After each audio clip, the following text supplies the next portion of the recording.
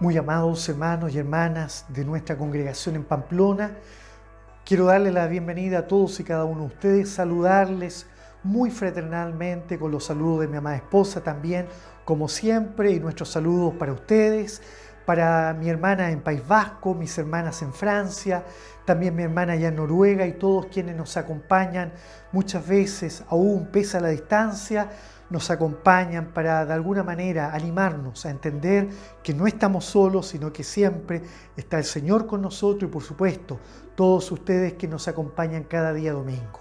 Quiero invitarles a que demos inicio a nuestro devocional en el nombre del Señor Jesucristo y para eso vamos a leer la palabra del Señor como es nuestra costumbre, hoy en Primera Epístola Universal del Apóstol San Pedro en el capítulo número 1, versículo 13 en adelante.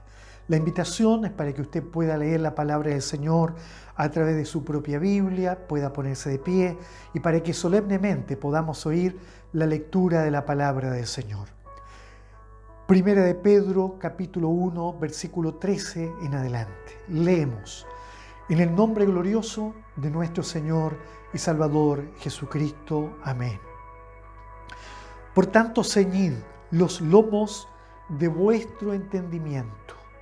Sed sobrios y esperad por completo la gracia que se os traerá cuando Jesucristo sea manifestado.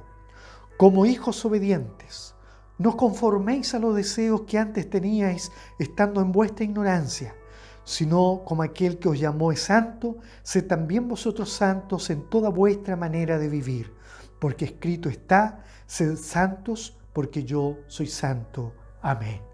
Amén. Qué bendito es el Señor. Yo doy gracias al Señor en primer lugar por esta bendición tan hermosa que me da una vez más. Ya estamos a 27 de febrero del año 2022. Estamos en el último domingo del mes de febrero, terminando ya el segundo mes de este año y con gratitud porque Dios hasta aquí nos ha guardado y nos da, por supuesto, la bendición de compartir con ustedes esta labor, esta pequeñísima labor que estamos cumpliendo cada domingo, ya que no tenemos un lugar donde congregarnos, pero estamos orando para que el Señor pueda, ojalá, antes que yo tenga que regresar a Chile, ojalá un lugarcito donde poder congregarnos. El Señor nos dé la bendición aquella para poder hacerlo. Yo le pido la oración a todos ustedes. Tenemos durante el mes de marzo una cadena de oración donde de 8 a 9 ora la juventud, de 9 a 10 las hermanas casadas, de 10 a 11 oramos los hermanos casados. Razones hay muchas, oramos por razones familiares, congregacionales, pero también por razones contingentes. Por ejemplo, lo que está ocurriendo hoy día en el mundo. La iglesia del Señor es la luz del mundo, así dijo el Señor, es la sal de la tierra. ¿Y cómo sería salada la tierra si la sal no estuviera en ella? Así también en medio de este mundo, mientras que el diablo quiere generar tantas guerras, ¿verdad? Así como la que hoy hay en Ucrania, la iglesia debe estar orando. Muchas veces se dice que no somos de este mundo y por eso es que no nos debemos preocupar tanto de este mundo. Y eso no es así. El Señor nos enseña a orar por la paz mundial. Y el Señor nos dé la gracia para poder hacerlo. Ya lo he dicho en algunos domingos atrás, nada más, que debemos de orar por la situación en Ucrania, que Dios pueda permitir que el corazón de los gobernantes sea inclinado hacia la paz. Que ya en medio de esta invasión, por supuesto, Dios permita que retorne la paz a aquel país, que Dios ayude a los que están errantes en los caminos, a aquellos que van huyendo, pero sobre todo a aquella población que se queda en aquel país, que ojalá Dios haga cosas milagrosas en medio de la madrugada y en medio de la noche. Mi esposa también orábamos al Señor para que el Señor hiciera cosas sobrenaturales en aquel lugar, porque así como lo hizo la guerra de los 7 días allá en Israel, dice la historia que mientras Israel luchaba aún contra las guerras, en medio de la guerra contra algún ejército egipcio, los mismos egipcios se rindieron, muchos tanques, salían los soldados y levantaban los brazos al ver que venían bajando unos poquitos paracaidistas israelitas que se habían lanzado simplemente con fusiles. Pero los egipcios que fueron tomados prisioneros, ellos contaron que ellos se rindieron, porque cuando salieron de los tanques, ellos lo que observaron eran que ángeles venían bajando del cielo. Hermanos, cosas grandes que puede hacer Dios en medio de las guerras también. Muchas veces hemos leído experiencias sobrenaturales de cómo Dios ha enviado sus ángeles. Yo mismo soy testigo de esto porque en mi vida he visto cómo los ángeles de Dios han sido enviados por el Señor para actuar en medio de muchas experiencias que en algún momento he de compartir. Cuando en alguna oportunidad estuve botado en el desierto en medio de la noche, con un vehículo allí sin poder avanzar, no tenía ayuda, pero allí aparecieron algunas personas que me quisieron ayudar. Muchos pasaban, pero ellos dos se atrevieron en medio de la noche. Pero dicen ellos que cuando se bajaron a ayudar, yo estaba solo, pero allí en medio del desierto, junto a mí, había un hombre grande y ellos se asustaron, quisieron huir, pero no hay duda que era el ángel de Dios que siempre está con los que le temen, dice la Biblia, y los defiende.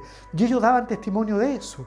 Y luego dice que ellos quisieron huir, pero luego se subieron al vehículo nuevamente y se devolvieron para ayudarme, porque se dieron cuenta que esa persona que ellos vieron había desaparecido. Hermanos, el Señor está con nosotros y Dios esté con aquellos cristianos en Ucrania, los hijos de Dios. Muchas veces se dice que los pentecostales somos solamente los hijos de Dios, pero verdaderamente no hay que ser pentecostal para ser un hijo de Dios. Para ser hijo de Dios hay que ser solamente un nacido de nuevo, haber recibido a Cristo en su vida.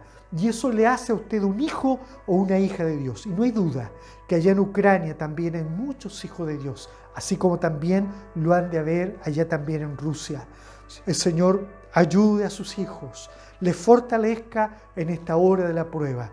Ya hace 2 domingos atrás hemos hablado sobre esto, cómo Satanás muchas veces incide sobre el corazón de los hombres, así como lo hizo en David, para tomar malas decisiones. Dios bendiga a su iglesia amada. La palabra de hoy, en este devocional, el centro de nuestro devocional. Alguno pensará que hoy Dios nos va a hablar acerca de santidad. Y no nos va a hablar de santidad. Nos va a hablar, a lo mejor alguno dirá, de que debemos ser santos. No nos va a hablar de eso. ¿Sabe de qué nos va a hablar? De cómo podemos, de alguna manera, aportar a la santidad que Dios quiere que haya en nuestra vida. En una ocasión, cuando recién llegué a trabajar a la universidad, recuerdo que había una estudiante que decía, en medio de una clase que yo hice, ella pidió la palabra y dijo: profesor, ¿sabe? Muchas veces los médicos me dicen a mí que yo debo de bajar de peso, porque esto es un factor de riesgo, que en cualquier momento me puede dar un infarto, que yo debo de alimentarme mejor o que yo debo hacer muchas cosas, pero la verdad es que yo entiendo que yo debo hacer eso, pero ¿cómo lo hago? ¿Cómo lo hago si yo estoy acostumbrada a vivir así? ¿Cómo cambio? El cómo es el gran problema porque nadie me dice cómo. Y verdaderamente esto, a través de la ciencia de la salud pública, lo hemos estudiado y nos damos cuenta de que muchas personas tienen en sus vidas arraigadas comportamientos, conductas, estilos de vida, así le llamamos, estilo de vida. Un estilo de vida no es una práctica cualquiera, sino que es un comportamiento que se repite en forma permanente. Eso es un estilo de vida. Si usted tiene un estilo de vida asociado a la alimentación, cambiar la alimentación de la noche a la mañana es muy difícil porque usted ya tiene un estilo de vida. Y aquí la palabra del Señor nos enseña de que los cristianos, los llamados de Dios, debemos ser santos. Y la palabra santo no significa perfecto, como muchos creen, o santurrón, como dice el mundo, una persona sin pecado. No, la iglesia está llamada a ser santa, pero santo proviene del concepto hebreo que significa separado, consagrado. Es decir, un santo es un consagrado. La iglesia, el conjunto de personas que forma la iglesia, somos llamados santos de Dios. ¿Y por qué? No porque no tengamos pecados, sino porque somos consagrados, es decir, separados para Dios. Dios nos bendiga en esta hora, Dios nos guarde en esta hora. Por eso dice que somos un real sacerdocio, pueblo santo, sacerdocio. Mire, los sacerdotes eran hombres consagrados también para Dios.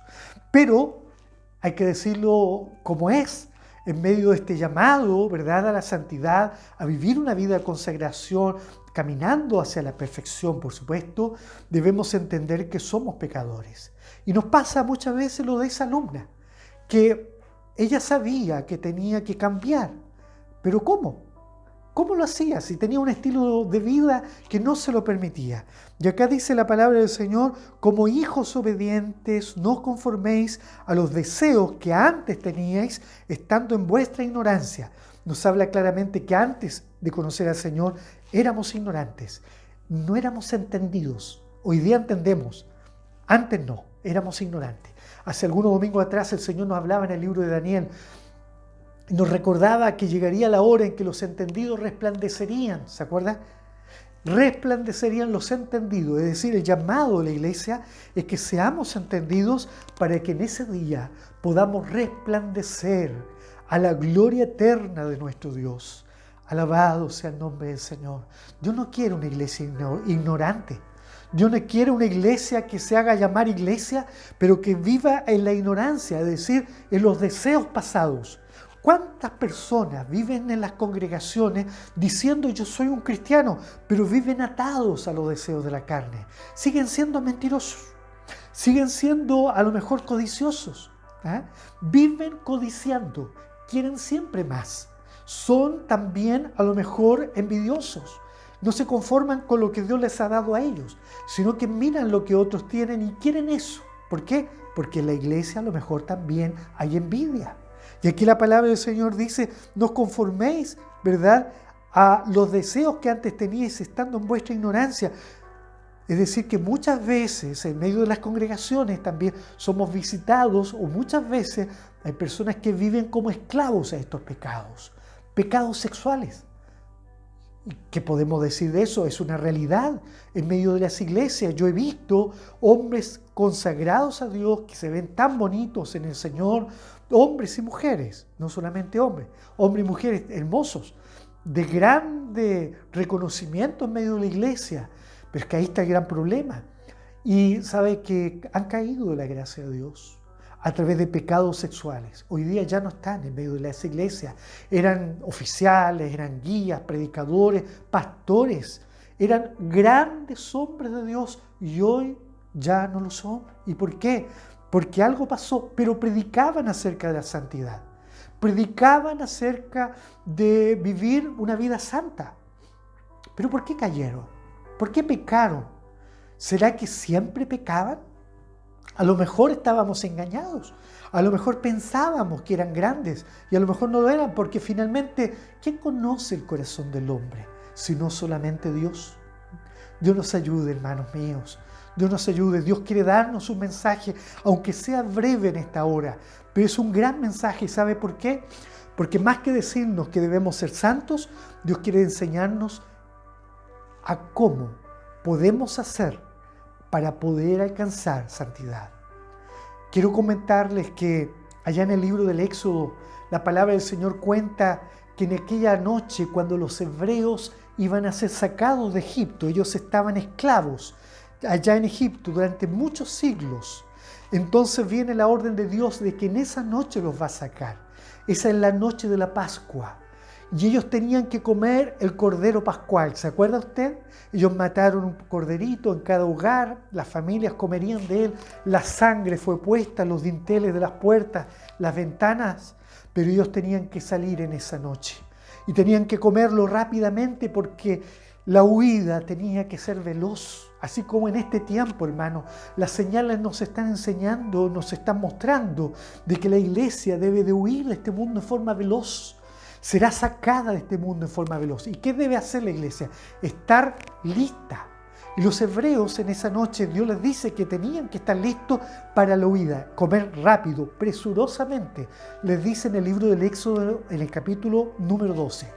Pero antes de decirle que comieran presurosamente para huir, les dice: estad pues firmes, ceñidos, dice, vuestros lomos y también con el calzado puesto en vuestros pies. En otras palabras, tienen que estar vestidos, tienen que estar calzados vuestros pies, pero no vestidos de cualquier manera, sino que les dice ceñidos.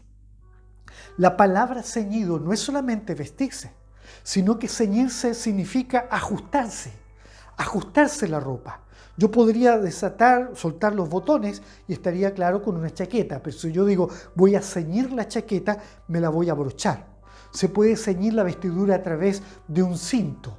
Y los hebreos, que usaban una especie de ropas largas, ¿verdad? Era la ropa que se usaba en aquellos tiempos, era el estilo de vestirse, ropas holgadas.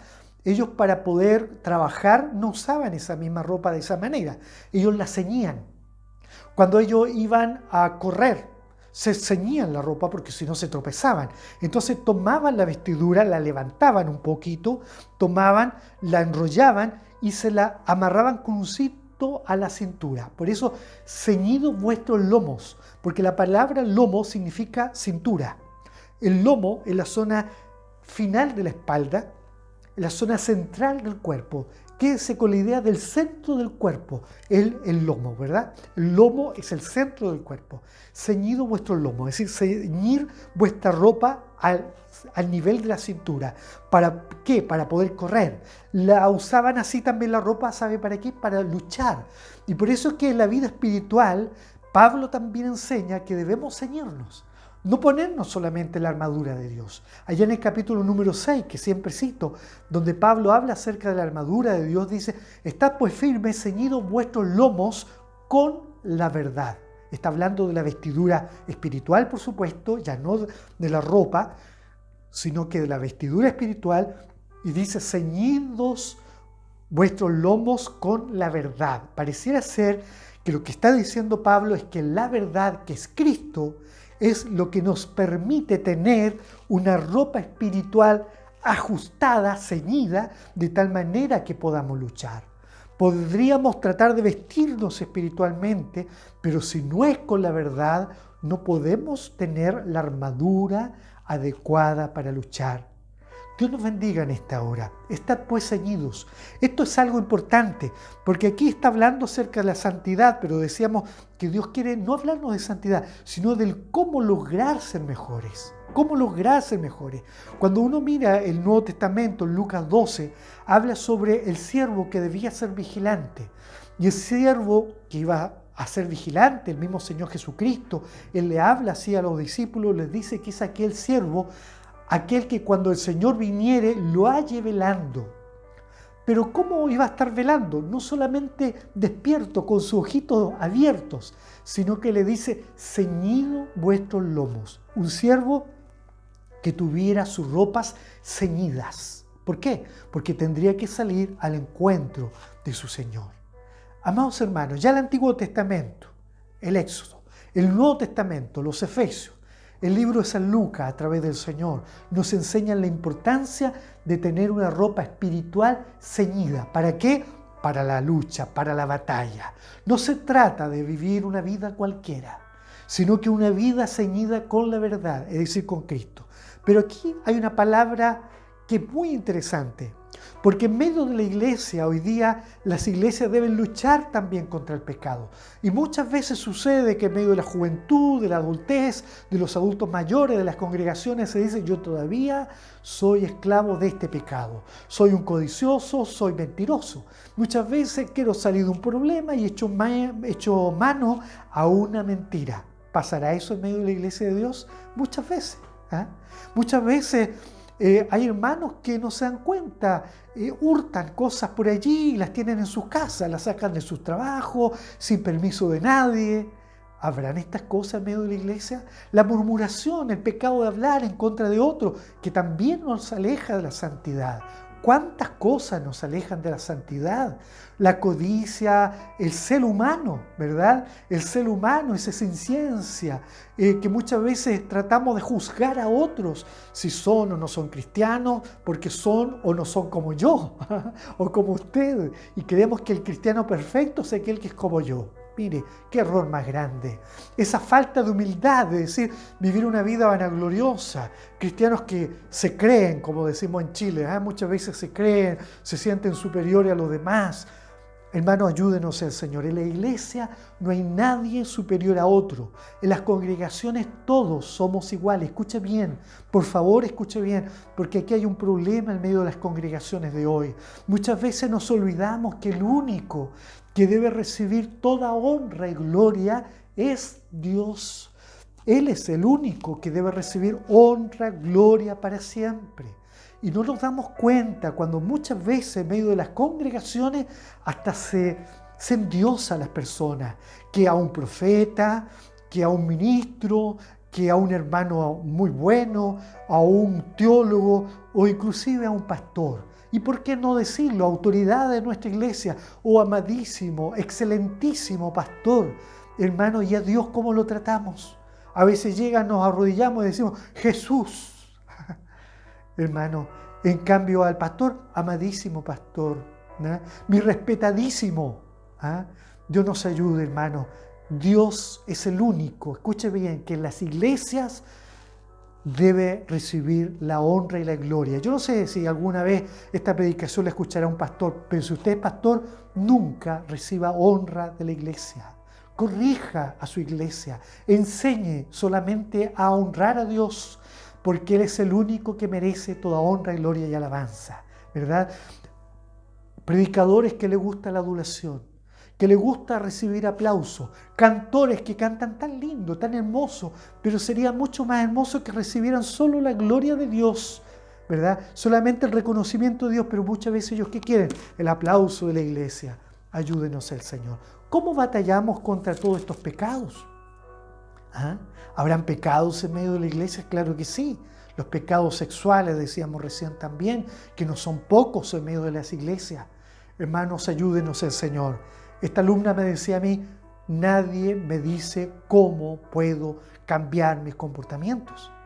Entonces, en medio de la iglesia, ¿cómo cambiar? ¿Cómo ser santos? Si muchas veces sabiendo que debemos ser santos, teniendo el conocimiento, no lo logramos. ¿Cómo? Aquí Pedro lo dice. Escucha bien. Por tanto, ceñid los lomos, es decir, ajustar los lomos, la cintura, pero no dice el cuerpo. No dice de vuestros cuerpos, de vuestra ropa, sino que dice así, ceñid los lomos de vuestro entendimiento. De vuestro entendimiento. ¿Será para Dios importante el entendimiento humano? El libro de Daniel en el capítulo 12 claramente dice que los entendidos en el tiempo del fin, dice, resplandecerán. Está hablando de los entendidos y no de los ignorantes. Y por eso que aquí la palabra del Señor dice de que antes vivíamos, dice, los deseos que antes teníais estando en vuestra ignorancia, porque ahora somos reconocidos por Dios como entendidos, entendidas. ¿Y qué es el entendimiento? La misma ciencia dice que el entendimiento es una facultad mental que tienen los seres humanos para discernir las cosas, para razonar, para entender, para comprender. El entendimiento es lo que nos permite generar aprendizajes. Usted aprende una receta, aprendió a hablar, aprendió a escribir a través de su entendimiento. Es parte de la razón, es parte de nuestra propia alma. La misma Real Academia Española dice que el entendimiento, escuche bien, es el potencial del alma para poder juzgar las cosas. Entonces, si aún la Real Academia Española dice que el entendimiento es el potencial del alma para poder juzgar las cosas, para poder discernir, digámoslo bien, entonces, ¿cuánto más nosotros los cristianos? ¿Y dónde está esta capacidad de discernir? Claro, está en nuestro cerebro, porque somos seres, ¿verdad? Que tenemos un cuerpo con órganos que trabajan. Nuestro cerebro es el lugar donde se aloja, ¿verdad?, nuestra razón, nuestros pensamientos. Pero la misma palabra del Señor habla acerca de esto y le habla con un sinónimo que es el corazón. Y lo dice la misma palabra del Señor. En San Mateo capítulo 15 el Señor dice que los buenos y los malos pensamientos proceden, nacen, salen, dice Él. Esa es la palabra que Él utiliza. Dice, salen de vuestro corazón. Entonces, cuando la palabra del Señor nos hace entender que debemos ceñir los lomos, dice Pedro, de vuestro entendimiento, significa ceñir, ajustar nuestro entendimiento. En otras palabras, no podemos darle rienda suelta a nuestros pensamientos. No podemos dejar que sean, ¿verdad?, ropas sueltas, pensamientos sueltos, sino que hay que ceñirlos, hay que ajustarlos a la verdad. Alabado sea el nombre del Señor. El mejor parámetro al cual debemos de ajustarnos es a la verdad. Yo no puedo pensar como el enemigo piensa. Yo no puedo pensar como una persona que conoce a Dios, no conoce a Dios piensa. Una persona que vive aún en la ignorancia de la vida. Yo debo de ser un entendido. Debo pensar en forma santa. Y la medida que yo entiendo que debo ser santo, y no lo puedo hacer por mi propia manera de ser, a lo mejor porque tengo estilos de vida, pensamientos que a veces batallan contra mí. Aquí la palabra del Señor nos está dando una receta, hermano. Y es que debemos de aprender a ceñir nuestro entendimiento, los lomos de nuestro entendimiento, es decir, el centro de nuestros pensamientos. El centro de nuestros pensamientos estén ceñidos, como decía Efesios 6, a la verdad. Estén ceñidos por la verdad o con la verdad, de tal manera de que ninguna cosa humana pueda gobernar nuestra razón. Cuando usted entonces, hermano, mire, se sienta muchas veces quizás tentado a hacer lo malo, quiera recibir el aplauso de los demás, quiera tomar lo que no es suyo, quiera mirar lo que no le corresponde mirar, cuando quiera hablar en contra de otra persona, cuando quiera codiciar a lo mejor más dinero, cuando quiera envidiar a otros, cuando a lo mejor quiera sentirse más grande que los demás. Todas esas cosas son pecados, ¿verdad? Todas esas cosas son inadecuadas delante del Señor. Los homicidios, los pensamientos inadecuados, todos los adulterios, las fornicaciones, los falsos testimonios, las mentiras, etc. Todo es un pecado. Pero ¿cómo evitar caer en esos pecados? La palabra del Señor hoy día nos ha dicho, ciñendo los lomos de nuestro entendimiento. Es decir, ajustando nuestro pensamiento a la verdad, a la medida de Jesucristo nuestro Señor. Es decir, que mis pensamientos se ajusten a la altura de aquel varón perfecto que es Cristo el Señor. ¿Cómo pensaba mi Señor? ¿Cómo pensaba mi Jesús cuando Él vio a la viuda de Naín? Dice la Biblia que Él se conmovió. Es decir, sus pensamientos fueron misericordiosos hacia ella. Muchas veces un cristiano mira a otro que está sufriendo y dice, se lo buscó. Él quiso eso. ¿Eh? Alabado sea el nombre de mi Señor. Mire, hermano, hermana amada, qué importante es pensar como Jesucristo el Señor. Yo siempre digo que cuando muchas veces en la vida no he sabido cómo actuar frente a una situación, yo he dicho, Señor, ¿cómo lo harías tú? ¿Cómo actuaría usted en esta situación?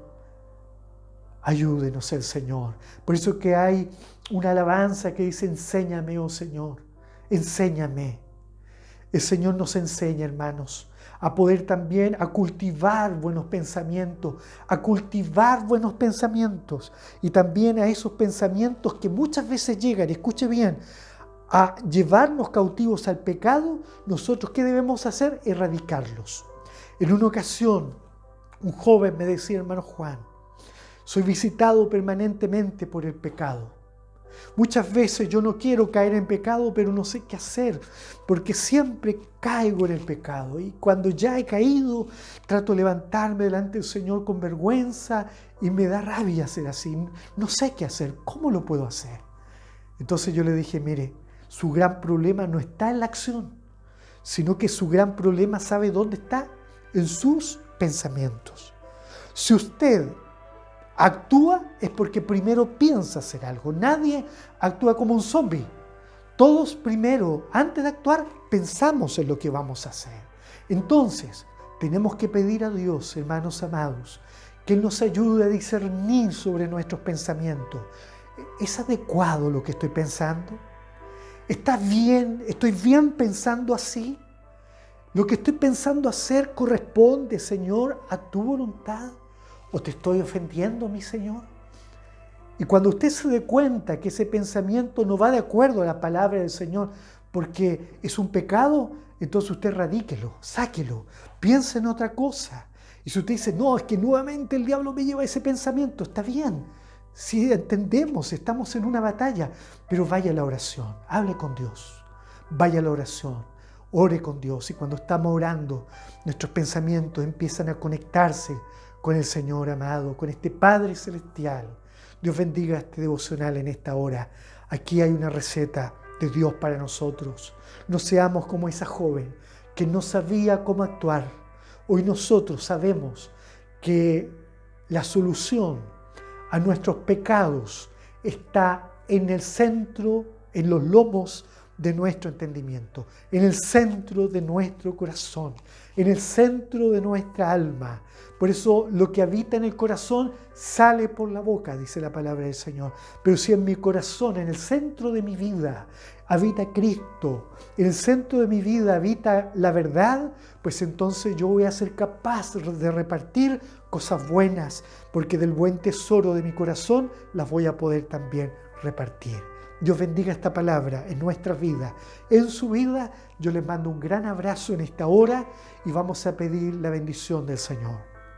Amado Señor, te doy gracias por esta palabra, que en esta hora nos anima, Señor, a entender que la gran batalla que debemos luchar está primero allí donde está nuestro pensamiento. Si alguno vive permanentemente, Señor, pensando cosas malas, Señor, reprende esos pensamientos, dale la fuerza y la gracia a través de tu Espíritu Santo para que sea inspirado para pensar en el bien. Todo te lo pido, Padre, en el nombre de tu Hijo amado Jesucristo, nuestro Salvador. Amén. Amén. Dios nos bendiga. Salmo 94 dice, Jehová conoce los pensamientos del hombre. Dios conoce nuestros pensamientos y Él nos va a ayudar a pensar mejor. Dios le bendiga, Dios le guarde y nos vemos en el próximo devocional. Amén.